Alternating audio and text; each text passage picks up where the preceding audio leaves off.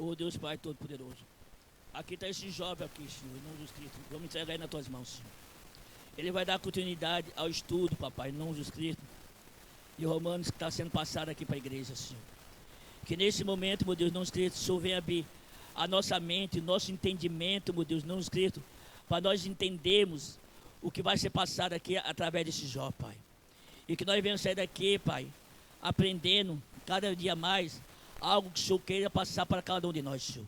Porque nós sabemos que precisamos ter entendimento espiritual, Pai.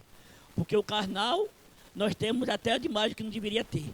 Mas o espiritual, muitas vezes falta nas nossas vidas, Pai. Abre nossa mente, nosso ouvido espiritual nessa noite. E usa esse jovem conforme o teu querer e a tua vontade. É a coisa de perto, agradeço em nome do Pai, do Filho e do Espírito Santo. Amém.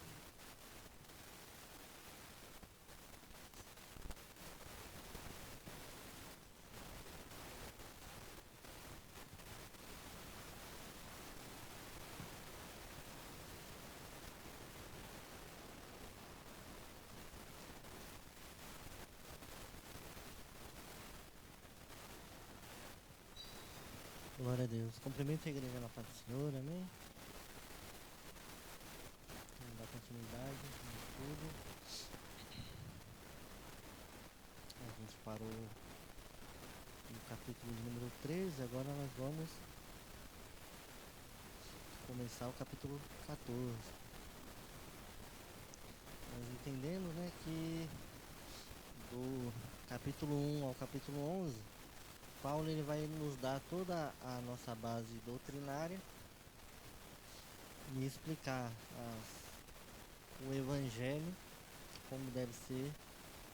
E do capítulo de número 12 até o final de Romanos, ele vai nos ensinar a como aplicar aquilo que a gente entende até o capítulo 11. Então, a gente entendeu como é que a gente é transformado e o que gera essa transformação nas nossas relações. Então, nós entendemos nossa relação com Deus, nossa relação conosco, nossa relação com o nosso inimigo, nossa relação com as autoridades, foi o que foi falado na aula passada, como nós se relacionando, temos que nos relacionar com as autoridades. Foi falado também sobre ética cristã na aula passada. E agora a gente vai, Paulo vai nos ensinar como é que a gente vive com aqueles que são diferentes da gente, né?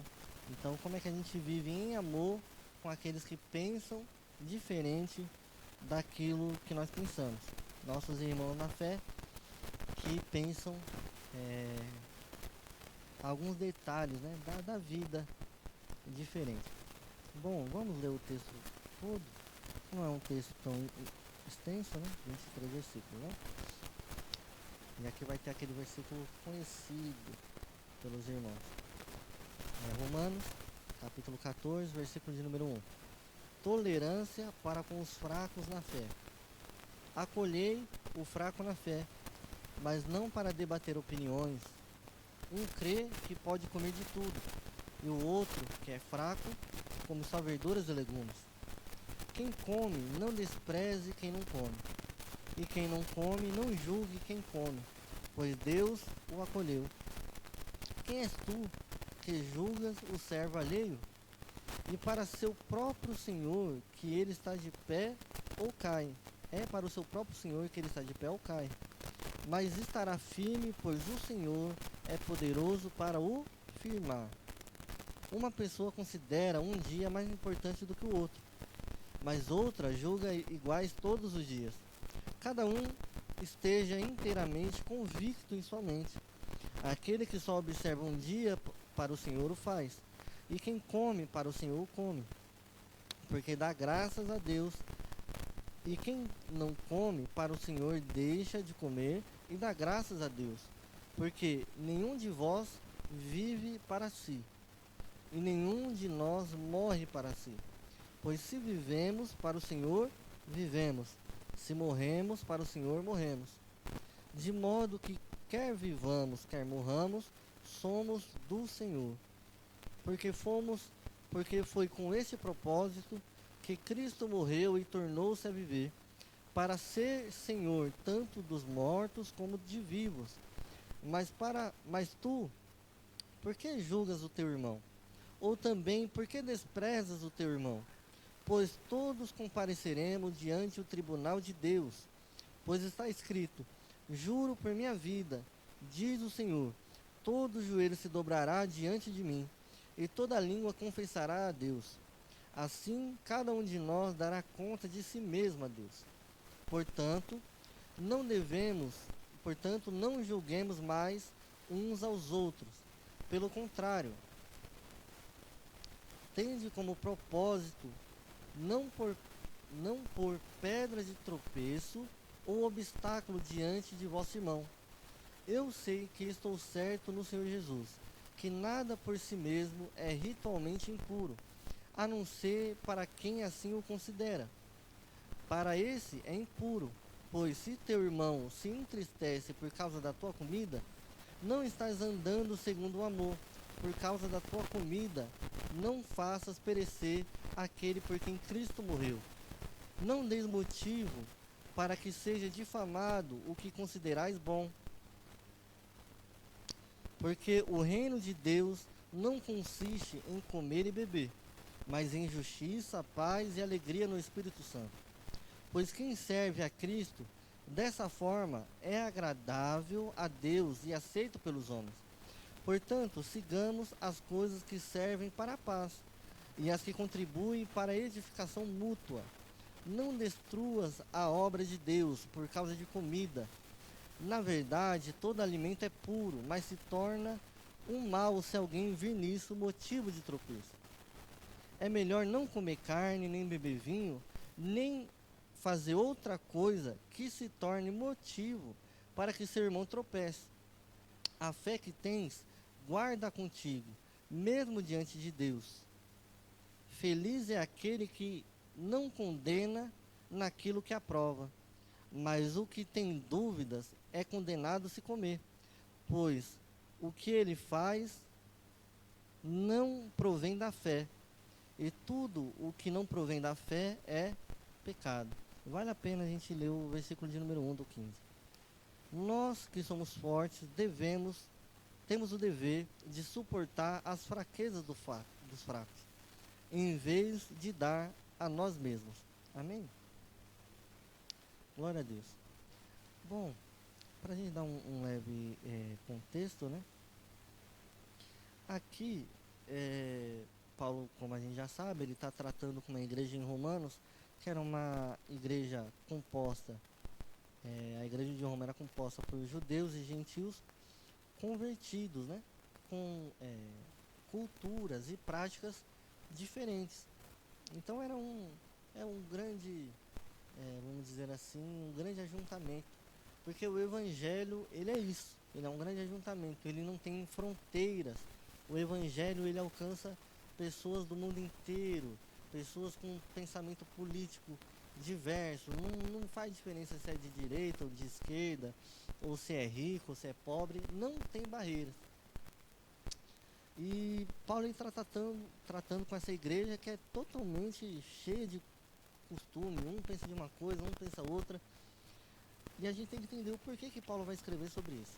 Paulo ele vai trazer um argumento sobre a comida, né? Sobre o comer a carne ou não comer. Nessa época existia muito a questão da idolatria, e as carnes, né, eram dadas como sacrifício, eram oferecidas aos deuses. Então o que acontecia? Aquela carne, ela nem sempre era desperdiçada. O que acontecia? Ela era oferecida, depois descia normalmente para o açougue e era vendida. Então, o que acontecia? Existia gente que, por conta dessa carne ter sido oferecida, tinha ali a precaução e já dizia, já que eu não tenho como discernir qual carne é oferecida e qual carne não é, eu não vou mais comer carne. E comia só legumes. Já tinha aquele que também que não via problema em comer a carne, porque não sabia discernir se era carne oferecida ou se não era. Então a gente tem que já estabelecer isso para a gente entender bem do que Paulo está falando. Então veja bem que situação, né? Porque se Paulo escolhesse um lado, né, falando, não, está certo aquele que não come, ou está certo aquele que come. Se ele tratasse dessa forma, ele iria arrumar uma divisão dentro da igreja, a qual aqueles que comem iriam para um lado e aqueles que não comem iriam para o outro, e iria causar uma divisão. Mas Paulo, mais uma vez usado pelo Espírito Santo e com a sua sabedoria, vai fazer o quê?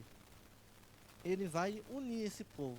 Porque o Evangelho de Deus não é discussão, não é debate, não é um contra o outro, mas o Evangelho de Deus, ele é amor, paz, união.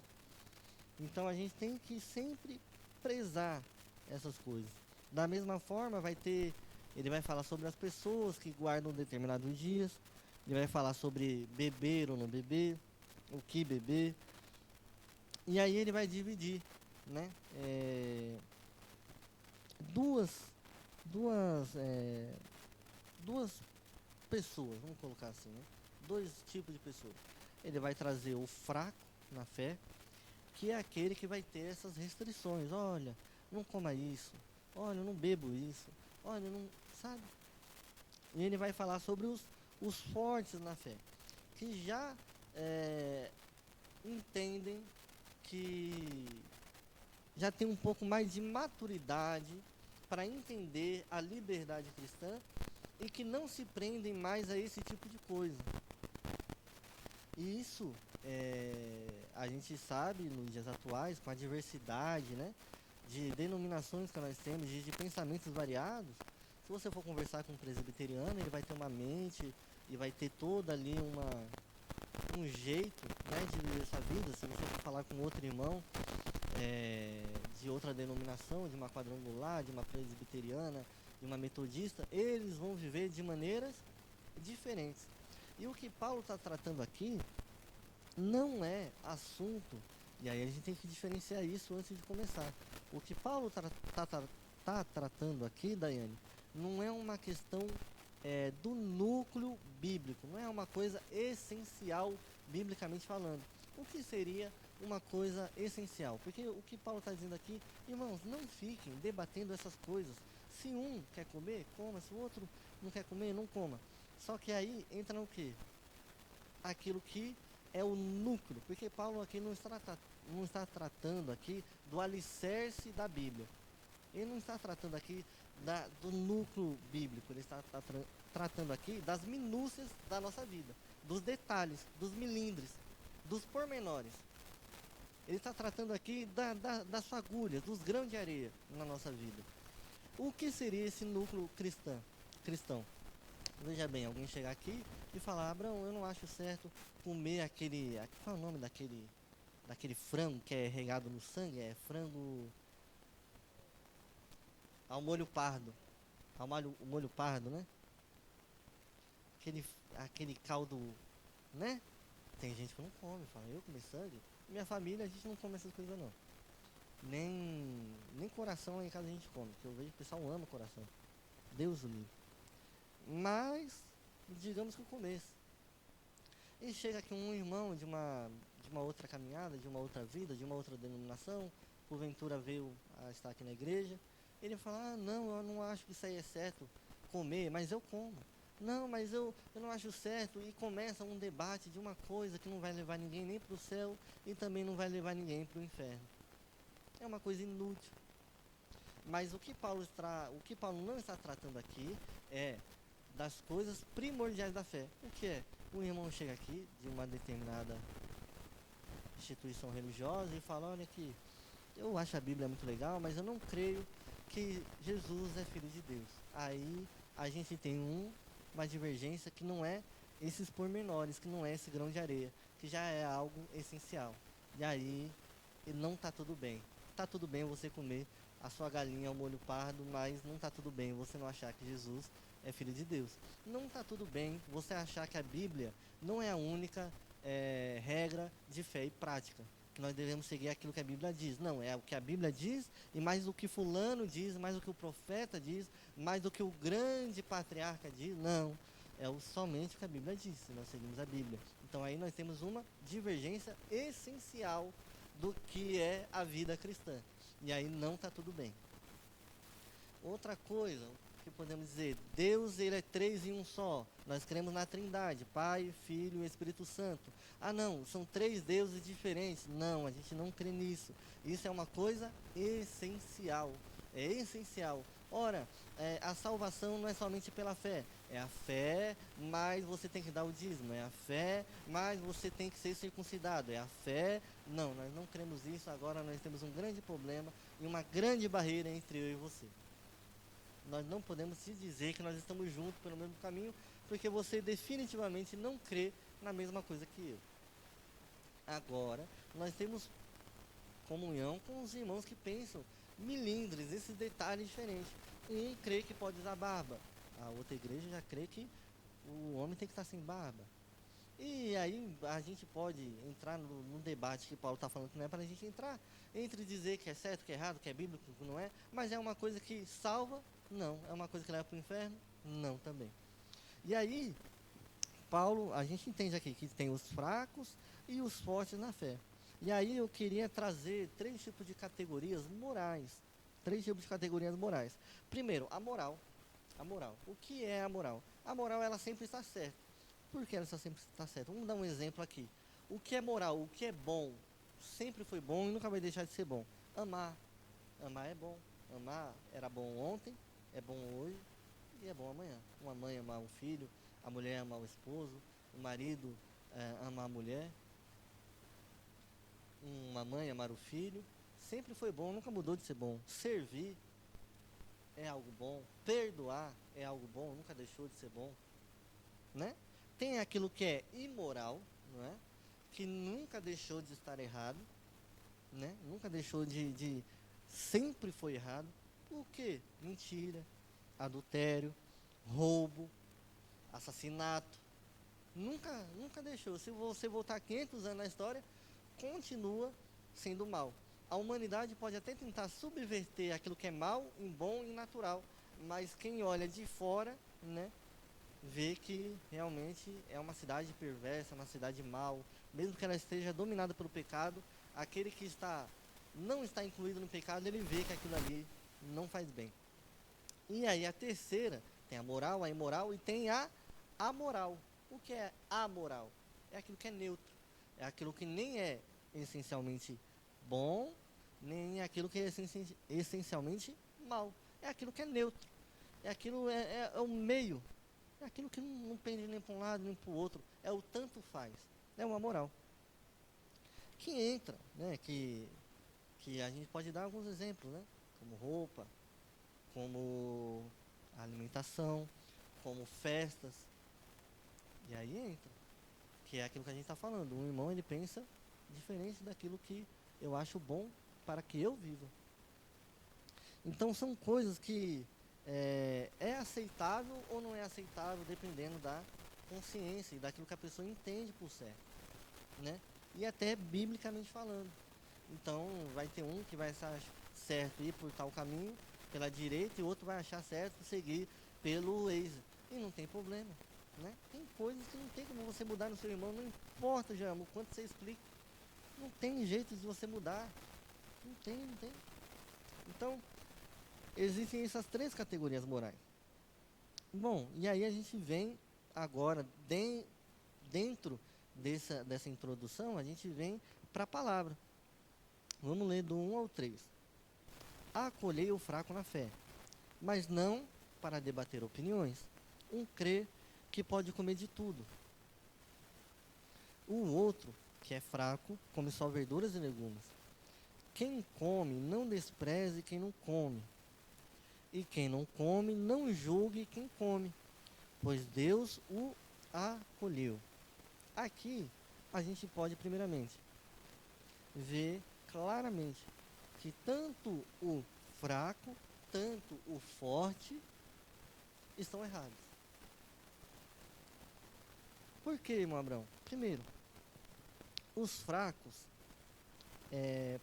pegam aqueles que têm a liberdade, porque eles dizem que não pode comer, eles não comem, eles não participam, eles não vão. E aí aqueles que vão, que participam, que comem, eles julgam. E apontam o dedo. E falam, isso não está correto. você não vai para o céu. E aí cai no legalismo, que é o dizer aquilo que é legal e aquilo que não é legal, aquilo que pode e aquilo que não pode, aquilo que está certo e aquilo que não está certo, segundo ao que eu acho. Porque veja, voltamos, Paulo não está tratando aqui daquilo de fé e prática, ele está tratando aqui dos melindres da vida, das pequenas coisas. Ora, eu não acho certo, Daiane, você estar de cabelo com coque, você tem que estar de cabelo solto. Ora, você tem que andar desse jeito, mas você não tem que andar desse jeito. Mas veja, não cai no lado nem de ser santo, nem de ser pecaminoso. Não tem. Quem é que vai dizer qual é o jeito do certo, qual é a forma mais correta, sendo que não tem. A gente muitas das vezes para fazer o culto leva no que? No bom senso. O culto não tem 5 horas, porque senão ninguém aguenta. O culto não tem meia hora, porque senão não dá tempo, já. Mas aí eu falo para o culto que dura 3 horas, igual teve o Overmission, né? Foi 12 horas, ininterruptas. 12 horas de adoração. E aí eu vou dizer, não, isso aí não está correto. Está correto o culto lá da minha igreja que dura no máximo 2 horas. Então, não tem cabimento. Mas se a gente se autoanalisar, a gente cai nessas pequenas coisas. A gente cai. E aí, o fraco cai nisso. Mas o forte cai no quê? O forte, ele vai lá e cai na arrogância. Porque o mal deste tempo é o saber. O saber, irmão, hoje em dia, ele vale mais que ouro. Porque se você falar algo que você, porventura, falhou em algum dado, em alguma data, tem sempre alguém ao seu redor para mostrar que sabe. E o crente não pode ser assim. Fala, olha, você é leigo na fé. Você não sabe do que você está falando. Você não lê a Bíblia. Você não é crente o suficiente. Você errou nisso, nisso e nisso. Vai dizer que não tem? Eu, por uns dias, estou vendo diversos pastores de renome anunciando, depois de longa caminhada cristã, falar, eu era muito arrogante. A arrogância estava nas minhas palavras. Um grande homem de Deus falou, olha, quando eu estava lá num seminário, que eu era professor de seminário, eu dava a prova, era para repetir, para aqueles que realmente não, sabe? Arrogância, prepotência. Por quê? Porque sabe, porque é forte. Então Paulo ele fala, olha, aquele que é débil, aquele que é fraco na fé, ele peca por julgar o outro. Agora aquele que é forte, ele peca na arrogância. Sendo que a função do forte é o quê? Ensinar aquele que está fraco. É alimentar o fraco, é ensinar. Mas acaba que, pela arrogância, mata o fraco. Sufoca o fraco na fé. É dever daqueles que sabem ensinar os que não sabem. É dever daquele que sabe andar, caminhar, ensinar uma criança a dar os seus primeiros passos. Quer algo mais intuitivo do que isso?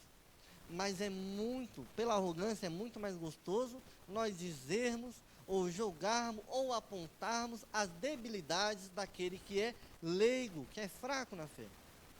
Que por sua vez erra, não por propositalmente, mas sim por debilidade da palavra. Por debilidade talvez da leitura, talvez da falta de ensinamento, talvez pela falta de oportunidade. E muitos se enxergam dessa forma, com essas debilidades. Só que veja, tem que procurar a fonte da onde tirar essas debilidades, né? Por isso que eu enxergo, né, pastor Raildo? Aqui devia ter mais pessoas, não é verdade? Porque a gente vê tantas pessoas aqui dentro dessa igreja falando, não, eu não tenho capacidade, não, eu tenho dificuldade de ler a Bíblia. Mas eu começo a ver que não é dificuldade só de ler a Bíblia, já, mas dificuldade de tudo mesmo. É de interesse. E aquele que é débil na fé não pode se dizer que agora eu sou um pobre coitado. Não.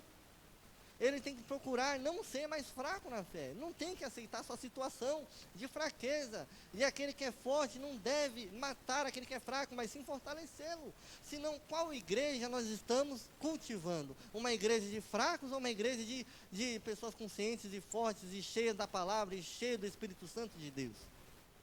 O que nós estamos cultivando? Bom,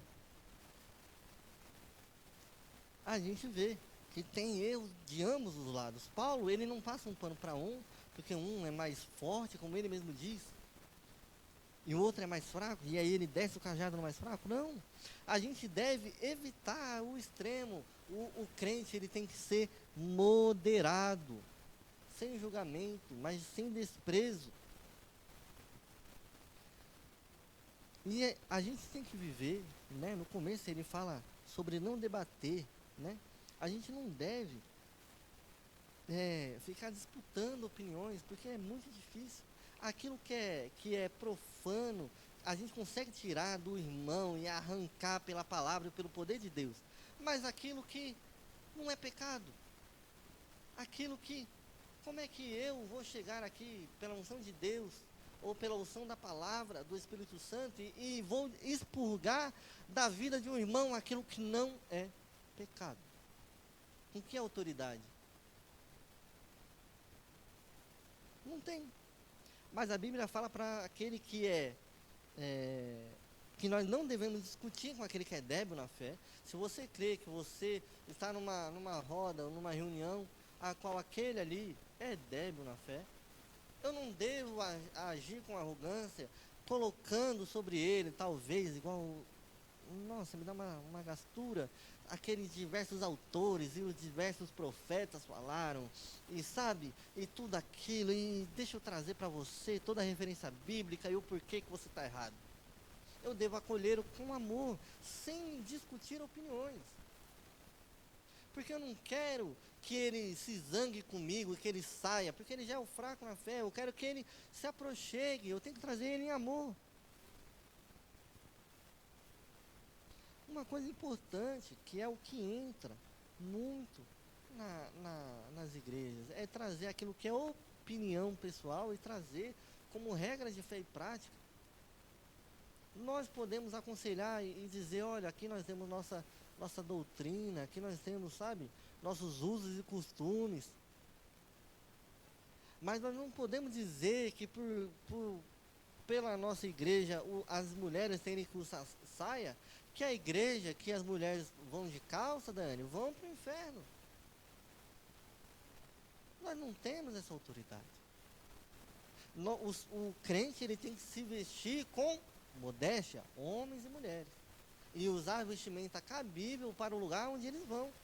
Não tem questionamento em dizer que uma mulher entrar aqui de minissaia, seja a igreja que for, não convém ela propositalmente escolher essa roupa. Mas nós devemos saber que um cristão, ele anda com modéstia, mas em determinado lugar usa-se saia, outro determinado lugar pode usar calça, e está tudo certo. Em determinado lugar o irmão use barba, em determinado lugar não tem problema não usar. Está sendo comentado isso esses últimos dias. Mas veja, é o uso e costume da igreja. É como a igreja se moldou, como ela se projetou. O qual é aquilo que, se a igreja fizer, o líder religioso está errado. É pecado. Falar, usar a calça é pecado. Igual antigamente era dito, né? Usar calça é pecado. Então, não temos esse direito. Não temos. Aí é o que Paulo vai dizer. Quem és tu que julgas o servo alheio? Né? Porque a gente sabe que a gente julgando, nós seremos julgados. Bom, quem és tu que julgas o servo alheio? Nós devemos aceitar o nosso irmão Veja, aí por isso que é importante a gente dar aquele contexto. Não é o irmão que pensa nas coisas essenciais, Daiane. Não é aquele irmão que acha que só ele vai ser salvo, não é aquele irmão que não crê em Cristo Jesus, não é aquele irmão, porque aí tem um bocado de gente que se diz irmão. Mas nós devemos entender, aquele irmão que nas coisas essenciais ele está conosco, mas nos milindres nós vamos ter divergência. Um vai achar, eu acho isso certo, o outro vai falar, não, isso aí não tem nada a ver. Né? Então, nós devemos aceitar aqueles que pensam diferente. Ora, um votou no Lula e o outro votou no Bolsonaro. Mas aí a gente viu no ano de eleição falar, não, quem vota no Lula é do Satanás, e o outro falou, quem vota no Bolsonaro é do capiroto. E aí, quem é? Quem é quem nessa conversa? Quem é quem nessa história? Né? Então nós não devemos colocar o nosso julgamento pessoal acima daquilo que a Bíblia diz. A Bíblia diz exatamente aquilo que é correto, e como nós entendemos na aula passada, a Bíblia diz exatamente como nossos governantes têm que ser. Eles têm que seguir a palavra, não fugir daquilo que a palavra diz. Então, se você for olhar biblicamente, Mateus, ele era o quê? Cobrador de impostos, ele trabalhava para o Estado. Mas aí nós vamos ter entre os discípulos Simão Zelote, que era o quê? Praticamente um revolucionário, que estava doidinho para pegar em arma, para lutar contra Roma, para libertar o povo. Que aí a gente poderia dizer que é o quê? Um cara mais à esquerda, né? E aquele que trabalha para o Estado, que trabalhava ali com, né? Mais à direita, né? Mas eles estavam todos juntos. E aí a gente não pode dizer que Simão continuou sendo de esquerda, vamos colocar assim, né? Entre aspas. E Mateus continuou sendo de direita, porque depois que eles encontraram com Jesus, eles tiveram uma vida renovada e não participam agora mais de grupinhos, nem de negocinho. Agora eu sou filho de Deus, agora eu sou um cristão, agora eu vivo e morro para isso. Transformação. Mas isso também não quer dizer que lá no seu subconsciente, nesses milindres da vida, um vai ter um pensamento, não, mas tem que cuidar, sabe? Um pensamento mais à esquerda, outro vai ter um pensamento mais à direita. Isso é bíblico. Olha que coisa legal, né? Da gente trazer essa informação. Bom, do 5 ao 9. Calma aí.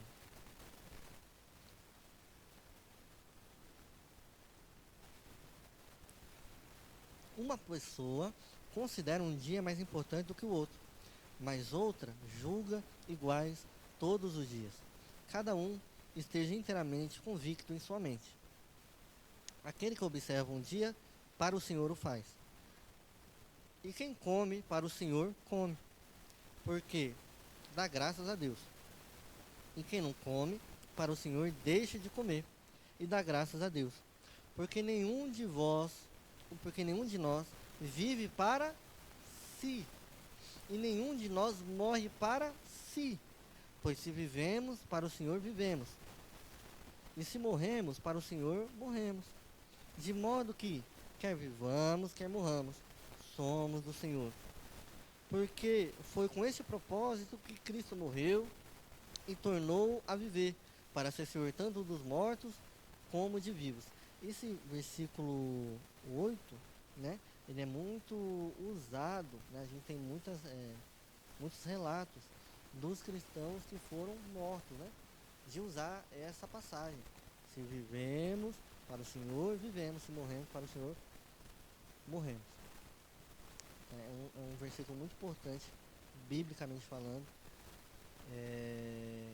do contexto histórico da igreja, assim.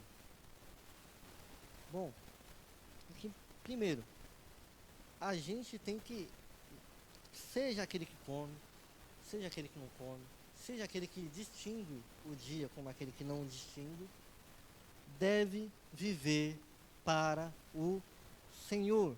Cada um viva para o Senhor, segundo a sua própria vida, e nós prestaremos contas das nossas vidas. Não darei conta da sua vida, você não dará conta da minha. Cada um vai dar conta da sua própria, e cada um viva para o Senhor à sua maneira, da sua forma. Você não pode querer se enquadrar na vida do outro, porque você achará pessoas parecidas com você, mas ninguém é igual a ninguém. E aí, cada um viva para o Senhor. E aí vamos dizer, né?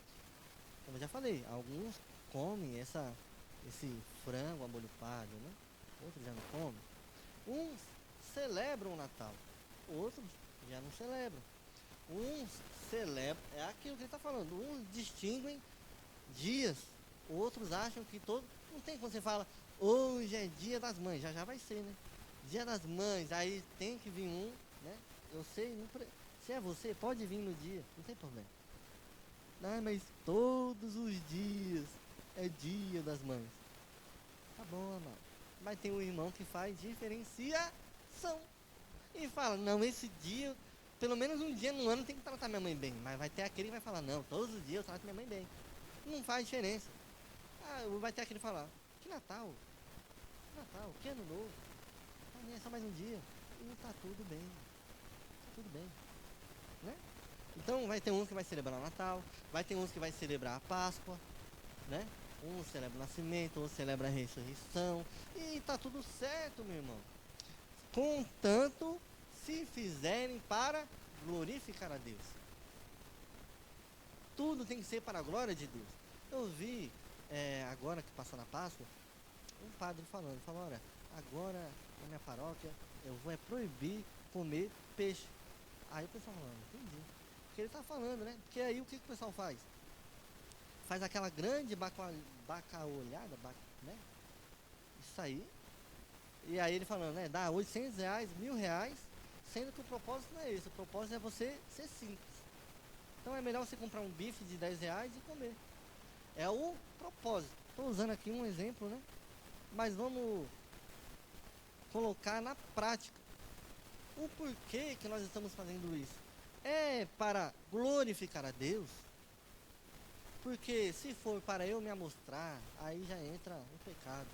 Se for para eu dizer e postar que eu fiz, já entra um pecado. Não era amoral.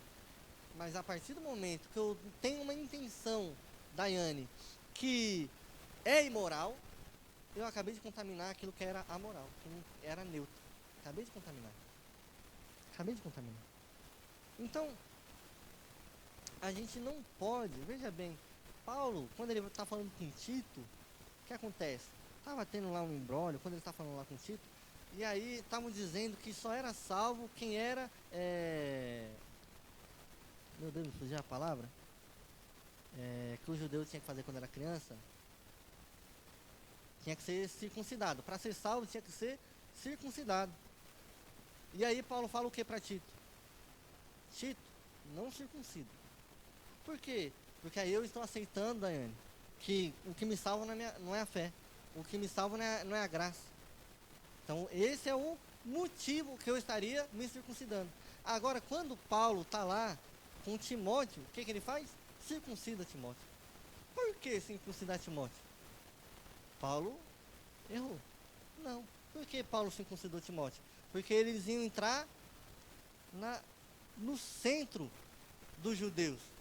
E a circuncidação iria abrir portas para pregar o evangelho. Aí a circuncidação não era questão de salvação, era questão de buscar almas para o Senhor. Motivação. Por que eu estou fazendo isso? Por que eu faço isso? Por que eu me visto para ir para a igreja? Por que eu sou modesto? Por que eu não minto? Eu não minto para eu ser uma pessoa, olha, aquele homem, ele é realmente verdadeiro. Aquela mulher realmente é uma mulher de Deus. Ou eu faço tudo isso para a glória de Deus. Se você faz isso, a não ser essas coisas, a não ser para a glória de Deus, você está pecando. Porque você não está colocando Deus como prioridade, mas está colocando a si. Assim, nós devemos ser espelho de Cristo. Espelho de Cristo. Quando as pessoas olham para mim, elas têm que ver Cristo, não tem que ver o Abraão. Se ele é assim, não é por ele, não é para meu mérito. as pessoas podem enxergar eu até do jeito que elas quiserem, mas a minha motivação, ela tem que ser glorificar a Deus. Glorificar a Deus. Então, tudo o que colocar nas nossas mãos deve ser para a glorificação de Deus. No nosso trabalho, na rua, na nossa casa, entre nas nossas relações pessoais. Aí você, cada um com cada qual, saiba como glorificar a Deus, sendo uma pessoa honesta, não para você ser chamado de pessoa honesta, mas sim para glorificar a Deus. Não vou ser uma pessoa correta, não para que os outros me achem uma pessoa correta, mas para que o Espírito Santo de Deus trabalhe na vida daquela pessoa. Isso é glorificar a Deus. É viver para Ele. Então, aquele que come,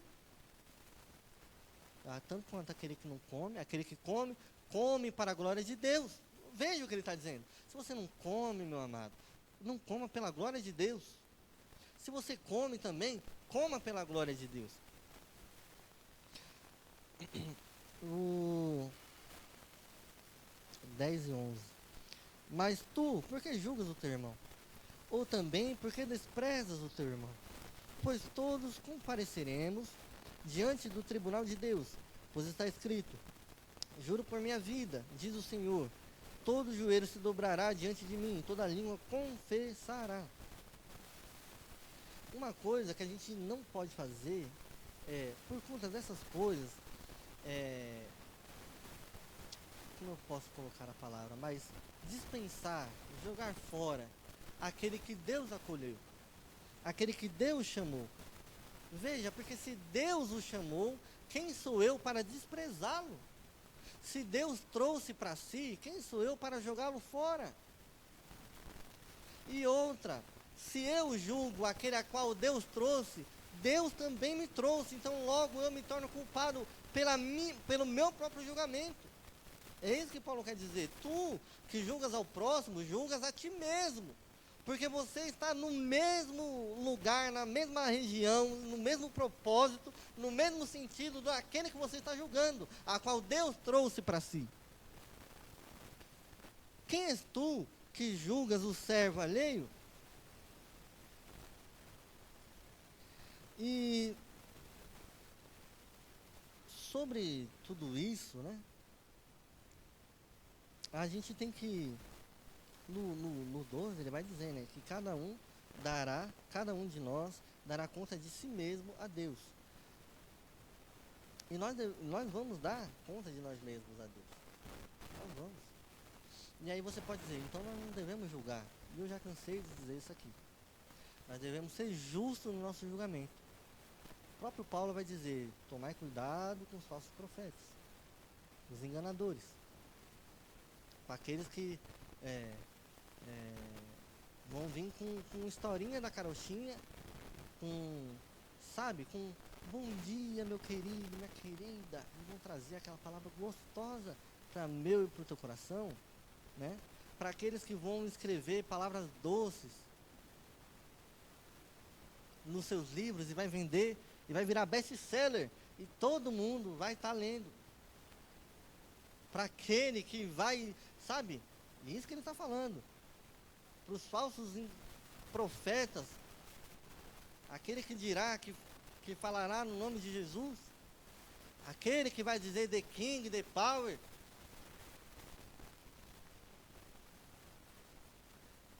É esse. E aí, como é que eu vou viver num mundo, Jama, onde vai ter tudo isso e eu não poderei julgar? Não posso julgar.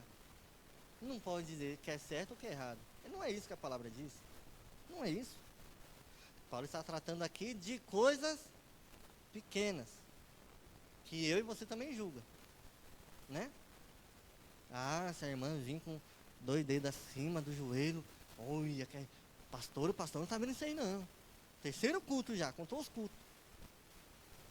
Olha, mas o irmão, olha, a barba do irmão tá crescendo e não passou a gilete.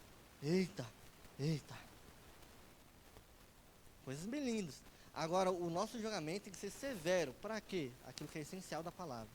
falsos profetas. Nós temos que dizer, não, isso aqui está errado mesmo, isso aqui não convém, isso aqui é seita, isso aqui é maligno, isso aqui faz mal aos ouvidos, isso aqui faz mal ao coração, isso aqui faz mal à alma. Não vê, exclui, rechaça, joga fora, desliga. Porque faz mal. Esse é o julgamento. Vai dizer lá, julgar, Jesus falou, cuidar com os falsos profetas, julgar. Nós devemos ter pulso firme naquilo que é bíblico. E não está tudo bem quando o irmão chega falando um bocado de heresia. Não está tudo bem. Não está. Você não vê, veja. Semana passada eu falei, vai se tornar piada. Não foi uma profecia, não, já estava se tornando, eu já sabia do acontecimento. Mas o quanto se multiplicou nessa última semana. Veja, o conselho tutelar teve que bater na porta.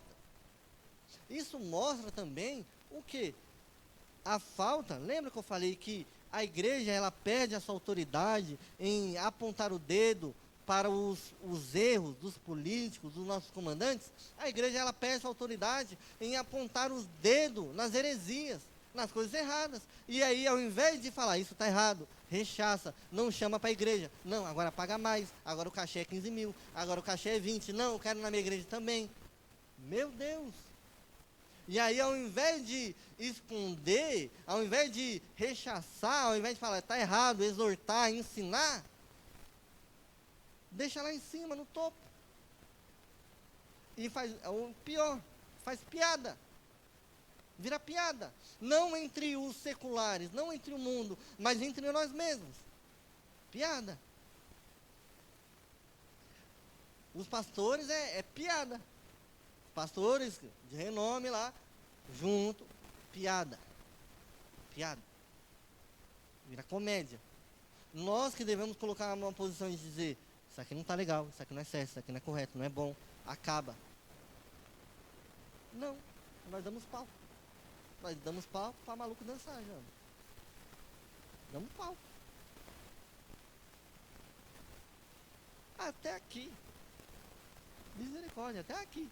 Se chamasse, todo mundo ia estar. Para ver. Falando, não, quero ver o que vai sair de lá. Não, quer dar moda. Não, tem que postar. Nunca postou nada no Instagram da igreja. Com certeza postaria lá. Olha que está aqui, ó. Olha quem vem na minha igreja aqui.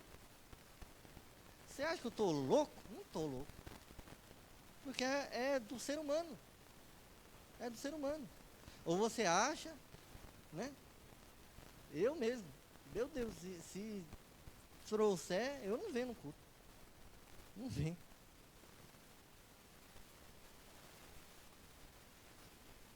Pois é, irmão. Quando a palavra ela é aberta, esse talvez seja um problema para muita gente.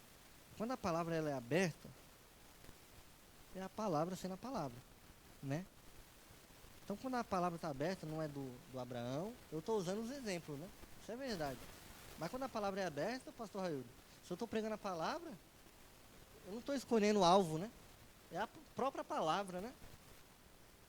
Vamos lá. A gente parou no 12, né? Vamos do 13. Aí ele vai falar, né? Da liberdade e o amor. Portanto, vamos ler do 13 ao 21. Portanto, não nos julguemos mais uns aos outros. Pelo contrário, tende como propósito não pôr pedra de tropeço ou obstáculo diante de vosso irmão. Eu sei e estou certo no Senhor Jesus que nada por si mesmo é ritualmente impuro, a não ser para quem assim o considera. Para esse é impuro. Pois se teu irmão se entristece por causa da tua comida, não estás andando segundo o amor. Por causa da tua comida, não faças perecer aquele por quem Cristo morreu. Não deis motivo para que seja difamado o que considerais bom, porque o reino de Deus não consiste em comer e beber, mas em justiça, paz e alegria no Espírito Santo. Pois quem serve a Cristo dessa forma é agradável a Deus e aceito pelos homens. Portanto, sigamos as coisas que servem para a paz e as que contribuem para a edificação mútua. Não destruas a obra de Deus por causa de comida. Na verdade, todo alimento é puro, mas se torna mal se alguém vir nisso motivo de tropeço. É melhor não comer a carne, nem beber o vinho, nem fazer outra coisa que se torne motivo para que seu irmão tropece. Agora vamos lá. Primeiro, eu, sabendo que a comida foi oferecida a outros deuses, a outras entidades, devo eu, tendo esse conhecimento, comer a comida? Não. Tá aquele negócio de, eu vi uma coisa lá no meio da rua, eu peguei o dinheiro, sabe? Não, se tu tem consciência, nem pegue, nem mexa, nem destrua, nem chute, sabe? Porque tem gente que é sem noção, né? Não, tá lá. Se quiser, repreenda. Se não quiser, passe reto. Se quiser, faça uma oração. É a moral. Faça o que você bem entender. Mas aquele que tem consciência, vamos colocar naquilo que eu disse, né? Fez lá o ritual. Aí chega no açougue. Dona Maria, você não sabe a carne de qualidade que está aqui no açougue. Acabou de descer lá, né? De ser ofertada aos ídolos. Está aqui, ó. A Dona Maria, sendo crente, vai comprar carne? Não. Agora, você vai lá para não sei onde, para fazer uma viagem, não sei o que, vamos supor, para Bahia. Chega lá, tu vai comer um acarajé. É oferecido aí, não é ou não é? Não sei. Coma. Sem consciência. Aquele que come sem consciência. Agora aquele que come consciente, que é o que a gente falou, a ação.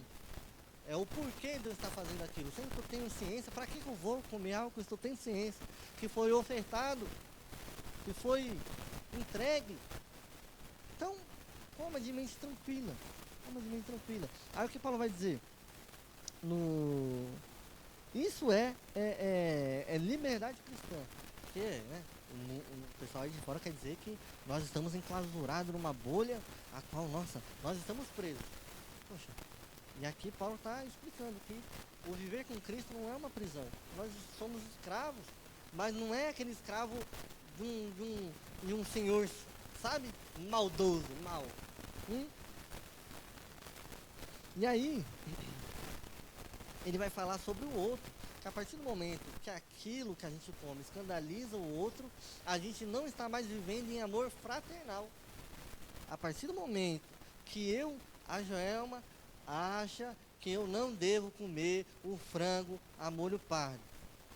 E aí eu faço questão de chamar a Joelma, porque ela não acha correto, e eu me dou porque ela não acha correto. Eu falo, Joelma, venha para minha casa comer. Propósito.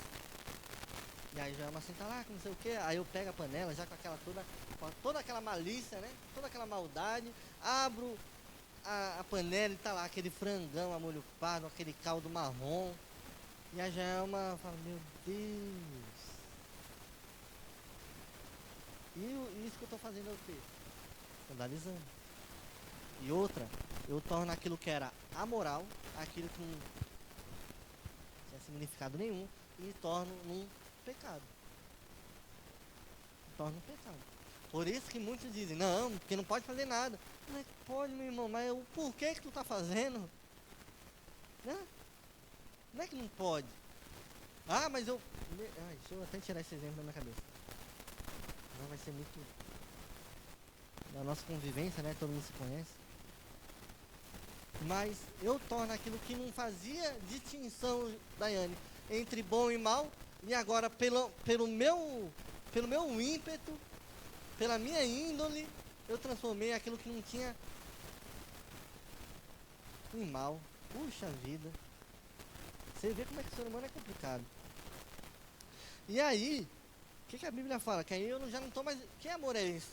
Que eu faço todo esse conluio, Rapaz, eu tive trabalho de cozinhar um frango, de fazer do jeitinho que mais ia ser repugnante para a irmã Joelma, para ela ver eu comendo aquilo ali. Você vê. E aí aqui fala que eu já não estou mais vivendo em amor fraternal. E aí fala, não destrua a obra de Deus por causa de comida.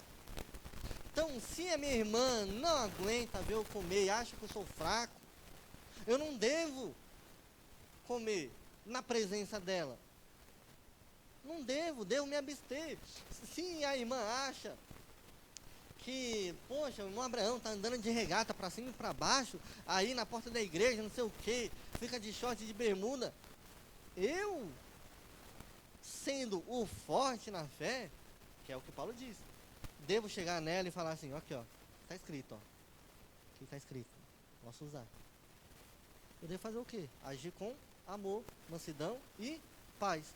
Ah, a irmã acha que é ruim? Tá certo. Tá bom, vou pôr aqui uma blusa, vou uma calça, tá tudo certo. Tá tudo certo. Porque a irmã é fraca. Aquilo que a pastora fala. A irmã se incomodou com as unhas. Você se incomodou, irmã? Toma. Ah, irmã, mas tá tão bonito. Não. Vou explicar para a irmã. Não, biblicamente não há pecado. Não, biblicamente eu posso tomar uma taça de vinho. Não, eu tenho que... Deixa eu capturar os textos, né? Capturar, não, aqui fala.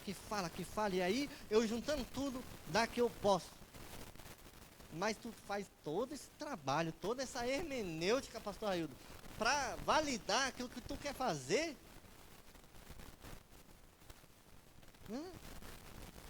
Eu não vou entrar no caso do vinho, né? Mas todo mundo sabe. É natural.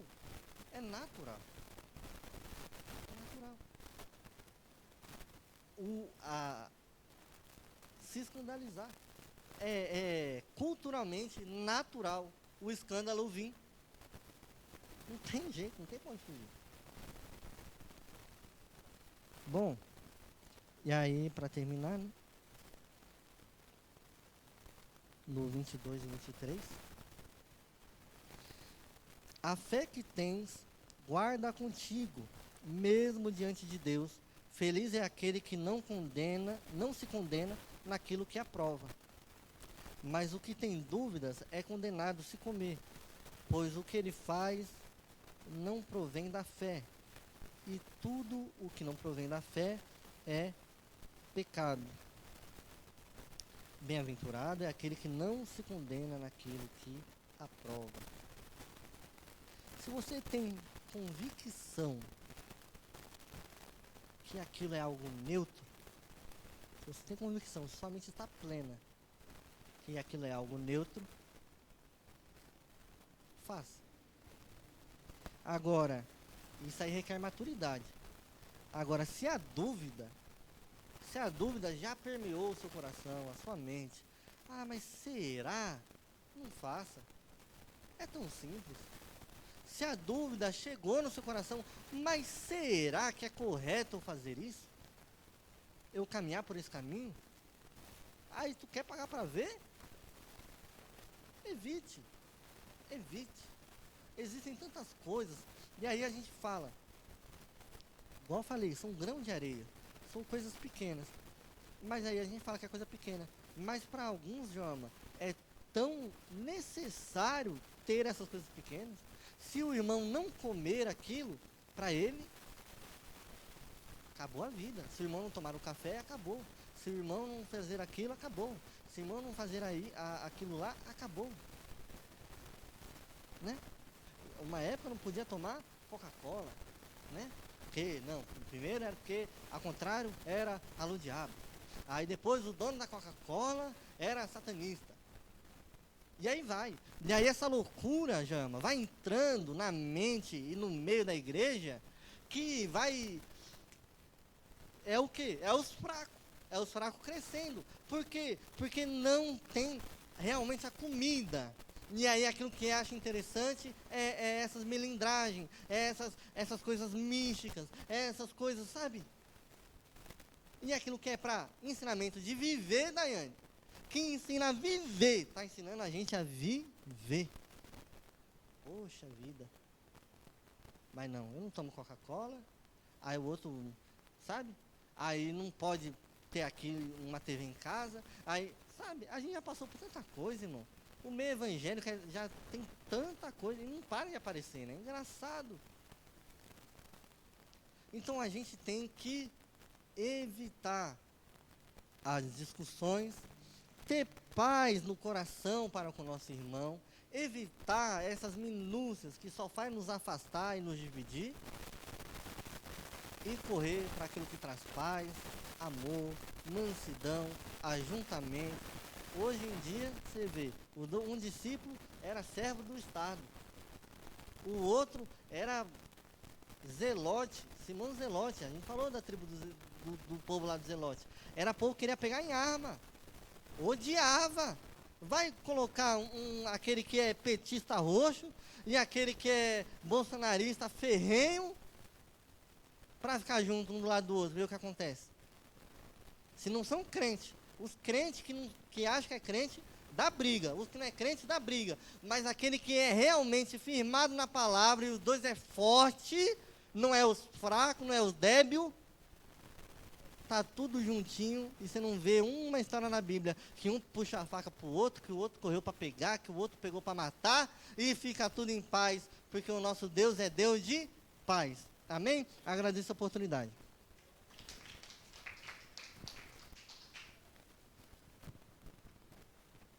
Amém? Vamos se levantar, agradecer a Deus.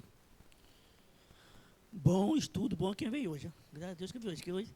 Que quem de nós nos julga ou já julgou alguma vez?